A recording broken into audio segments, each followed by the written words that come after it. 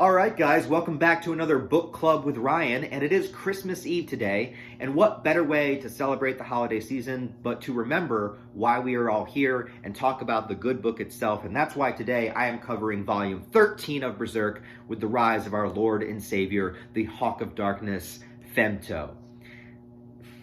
Doesn't sound quite right. Today was the final episode of the Berserk Memorial Edition. So I had just finished watching the last episode, and what better way to celebrate Christmas than as soon as you turn on the episode, before we even get 5 minutes in, the scene happens. And I didn't watch it. You know why? Because I've seen it enough times. So I skipped through that. I was looking for any new additions, any new scenes. I didn't know if they were going to wrap up the Golden Age arc in a different way, if they were going to show Guts departing, which they kind of do, which they kind of did in the end credit tag scene in the movies anyways. It was the same exact scene. They did add one new addition, which was Guts's war declaration, which was already kind of there, but they expanded on it a little bit. They showed a little bit more, just added in probably like 30 seconds to a minute of new animation, a couple bits of new dialogue, and showed a few of the iconic images of him cutting through the dark spirits and kind of declaring war on the God Hand, on Femto, on everything, basically showing this specific scene right here, which was cool to see. I'm not gonna lie. I didn't think that they would go any further and show Casca giving birth to the demon child or anything like that, simply because as I started to notice after we got the first 2 or 3 scenes that were added, all of the scenes, and I'm not judging the series for this because I know that animation takes time, money, budgets, people to work on it and stuff like that. So I'm not knocking it for that. I didn't expect it to be a new anime in any way, shape, or form. But I noticed all of the scenes were pretty much just stationary characters just kind of talking to each other. And it was mostly just Guts, Judo, and Casca. Those were pretty much all the characters in the new scenes. Those are the only voice actors you have to hire. And a lot of the scenes are just them standing there talking with a little bit of animation back and forth. Even in the Wounds chapter, there wasn't a whole lot of movement going on. Them sitting down at the tavern scene, eliminating Corcus, so they wouldn't have to bring that character back. A few more scenes with Judo. They must have had something good with Judo's voice actor because a lot of the new scenes feature Judo. And I'm not complaining about more Judo scenes. Maybe we need a little bit more Corcus scenes, I think. We should expand on his character. We should see Corcus courting one of the noble women. I want to see Corcus, take it all the way home, man. I want to believe that my man got down before the demon chick that bit his head off in a praying mantis style event. But then again, I mean, if you get to die with your face buried in a pair of nice titties. Anyways, what was I talking about? I was talking about the Berserk Memorial Edition. It is over. So this is what we get. If you guys want the Blu-ray release that is coming, that you can pick up. And I don't know if they're going to be doing any of the English voice cast, if you're interested in that at all. I heard rumblings that might be happening, but I can't confirm it, so I'm not going to say that they will. I'd be interested to see the Kentaro Miura interview that will be on the Blu-ray set. That's what I'm most curious about. I will probably pick it up, but I'm sure somebody will leak it online before then, so we'll get a chance to check it out and see what that's all about.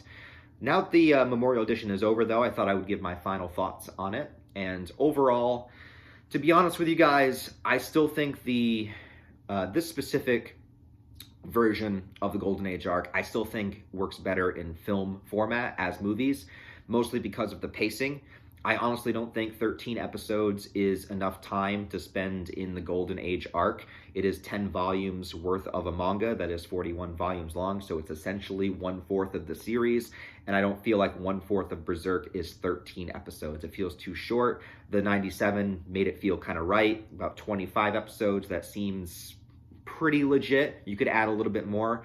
I'd say anywhere from 25 to 30 would make a good length for the Golden Age because it should feel like a journey. Also, with the fact that, 2 or 2.5 of the episodes were the eclipse itself. And I feel like the eclipse is something you need to gradually build to, kind of sprinkle a little bit of clues along the way, have these teases of it, have the anxiety of what's going to happen, when is the Bela going to activate. So it's it's less about just telling the Spark Notes big events of the Golden Age, but to actually be with the journey. And that's why by the time that it happens and the Band of the Hawk all dies, you feel a little bit more of an attachment to it because you've been through so much with them. You've gone on such a huge journey with these characters, and then you see that happen, and it just makes it sting that much more, which is what it's intended to do. The movie versions, of course, the pacing is very rampant. because it's a movie, and I feel like as movies they work okay, but when you transfer that into episodes, it doesn't work well as a series, if that makes sense. It works okay as a movie, it doesn't really work well as a series, even adding in a few of the new scenes. I appreciated that they did, though. I appreciated the resolve that they put into actually doing it, because they could have just released it as is. The fact that they would actually put in the time and effort and work in order to add new scenes is something that I respect about them doing so. I thought that the scenes that they did add were well done with what they had, you know, with the stunted animation, I know that, but the fact that they chose to do specific scenes like wounds, which blew my mind. I really didn't think they would do that, simply because, one, the subject matter, the fact that the characters are like in the middle of, you know, actually having sex, and I know that it's like, they show a lot of uncensored stuff, but still, you're gonna have a whole intimate scene of that happening, and the fact that they went there and did it.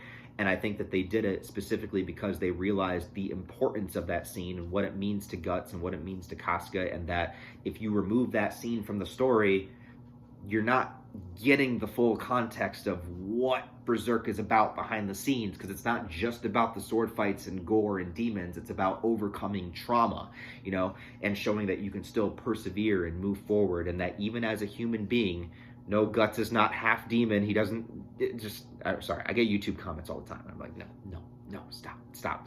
The whole point of his character is that he's human, he struggles, he endures, he's gone through the most horrific, traumatic shit, but he can still move forward in life, and he can still rise above it, and he can learn to manage it. You know, I always say, like, the trauma that happens to you is not your fault, but it's your responsibility to learn how to manage it, and that is what Guts does to me. That's what I see in the story, beyond everything else. I see the horrors that Guts has gone through, and I see how he still somehow manages to keep going. If it would make sense for any character to just keel over and say, forget this shit, it's Guts. But he doesn't. And it's just, there's something really powerful and inspiring about that. And it's because Guts is human that it's inspiring. If you took that away from him, it wouldn't mean the same thing. Now, again, like, if it was in a perfect world, you know, a Berserk anime to me would have a lot more to it than this had to it. It would show the Casca demon birth scene. It would show a lot more scenes with Zod that they didn't have, and the poisoning, the attempt to assassinate Griffith, and him killing the queen, and all these things that are really important that they don't have. But I do respect that they did put in the effort to add scenes that they found to be very important, including wounds, including the war declaration, and a few more things along the way. I kind of wish they would have added Rickert meeting Puck. I think that that would have been decent, because they do have Puck as the animation that was already there. You know, they could have done that in a really short scene that might have not required a lot of animation. They could have already had Rickert in the carriage and just meeting Puck. I thought would have been cool, but they didn't have that. Instead, they had Rickert at some marketplace buying an apple, which was weird. But, you know, boys get hungry, I suppose. They also didn't have the scene where the Count and Rosine show up and kill everybody. So, man, goddamn. We need a Berserk anime from the beginning. But I digress. I don't want to make the video too long. I just want to give my overall thoughts. You know, I respect that they did it. I enjoyed the new scenes that were added, but I still don't think it's a perfect version.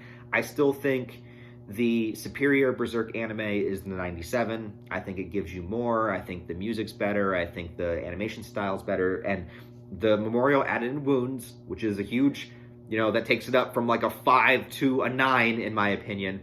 But 97, even not having it, I still think is the superior version. So maybe watch 97 and then watch that scene where it takes place, or somebody needs to make a new supercut on YouTube and put them both together. I don't know what needs to happen. What needs to happen is they need to start Berserk from the beginning and do Black Swordsman all the way through. But regardless, anyways, guys, that's my thoughts. I'm going to keep this video under 10 minutes. Thanks for watching. Tell me what you thought about the Memorial Edition down below now that it's all out, now that you've seen it all, what you think about it, what your best part was about it, your favorite scene that they added.